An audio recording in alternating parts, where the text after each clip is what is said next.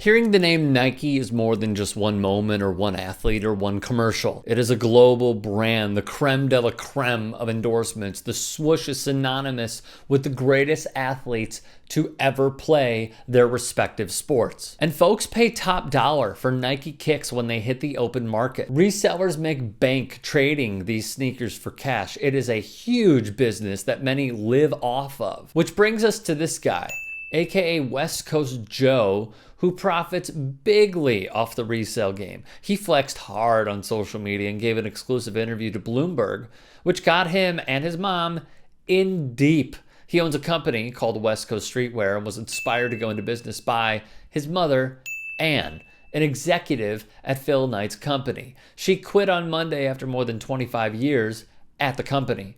Her role was a big one: VP and GM of Nike North America. The New York Times, citing the Bloomberg piece, described a statement for an American Express corporate card that was in her name and shared with Bloomberg Businessweek to illustrate the resale company's revenue.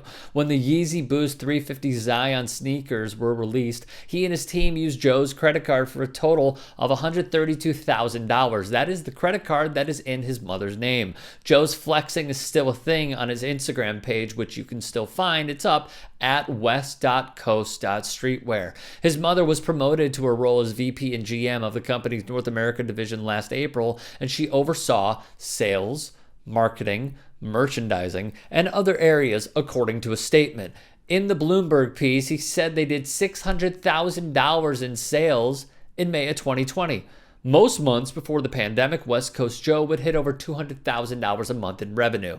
He declined to talk about his sources of information, but he did say he was lucky to have grown up in Portland, where both Nike and Adidas based their U.S. operations.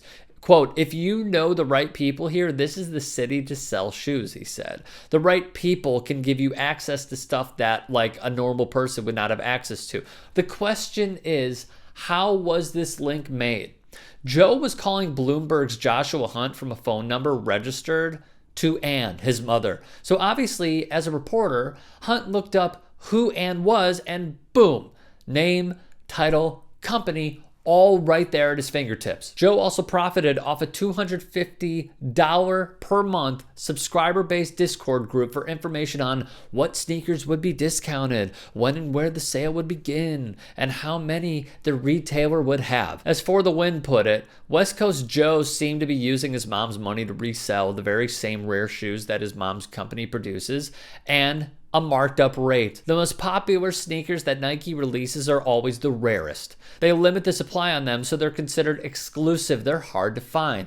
The GOAT Desus Nice of Desus and Mero was one of many who clowned Joe on Twitter. Here's the kicker: Nike knew about this all along. Per Bloomberg, Ann didn't reply to emailed questions. Carrie and John, the Nike spokesperson, says Ann disclosed relevant info about WCS LLC to Nike in 2018. Quote, "There was no violation of company policy, privilege info, or conflicts of interest, nor is there any commercial affiliation between WCS LLC and Nike, including the direct buying or selling of Nike products," she writes. For its part, Nike has probably grown tired of the drama it has endured in this relatively young year. It was already, for example, dealing with allegations from mid-February that the popular Orlando, Florida-based sneaker boutique Trophy Room was backdooring or secretly selling sneakers above retail price before the official release date.